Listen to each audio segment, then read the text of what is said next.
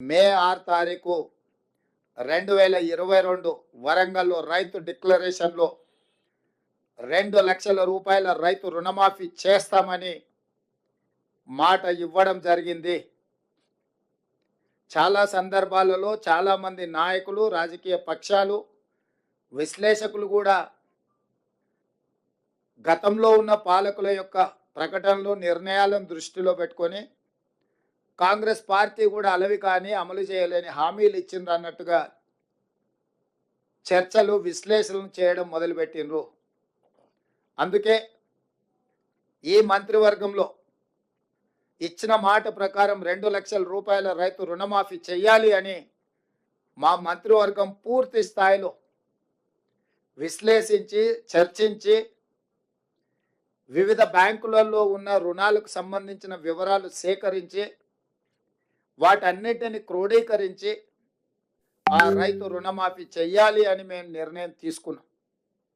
తెలంగాణ రాష్ట్రం వచ్చిన తర్వాత గత ప్రభుత్వం 2 సార్లు ప్రభుత్వాన్ని ఏర్పాటు చేసినప్పుడు 2014 నుంచి 2018, 2018 నుంచి 2023 వరకు 2014 సంవత్సరంలో మార్చి 31, 2014 తారీఖు వరకు కట్ ఆఫ్ డేట్ తీసుకొని ఆనాటి ప్రభుత్వం రైతు రుణమాఫీ చేస్తే 16,000 కోట్ల రూపాయలు రైతుల ఖాతాలలో వేయడం జరిగింది. అదేవిధంగా 2018 రెండోసారి ప్రభుత్వం ఏర్పడిన తర్వాత డిసెంబర్ 11, 2023 వరకు కట్ ఆఫ్ డేట్ తీసుకొని వాళ్ళు చేసిన రుణమాఫీ, రైతుల ఖాతాలో వేసిన నిధులు 12,000 కోట్ల రూపాయలు.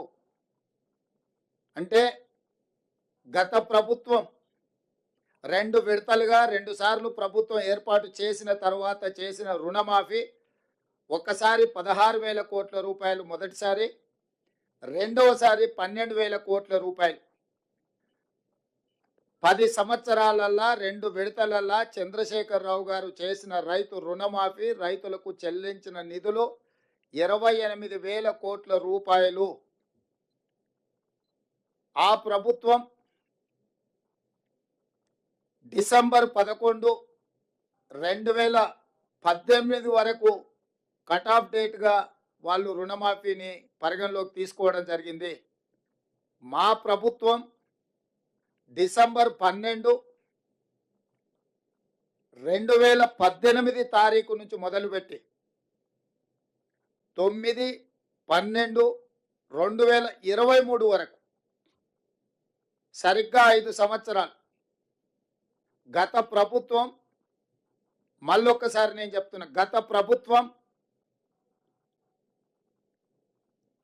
డిసెంబర్ 11, 2018 తారీఖు వరకు కట్ ఆఫ్ డేట్ పెట్టి 2వ విడత రైతు రుణమాఫీ చేసింది.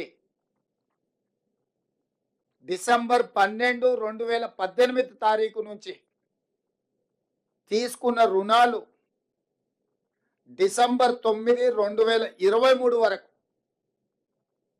5 సంవత్సరాల మధ్యకాలంలో ఈ రాష్ట్రంలో ఉన్న రైతులు తీసుకున్న 2 లక్షల రూపాయల వరకు రుణమాఫీని చెయ్యాలని మా ప్రభుత్వము ఈ మంత్రివర్గంలో నిర్ణయం తీసుకున్నది.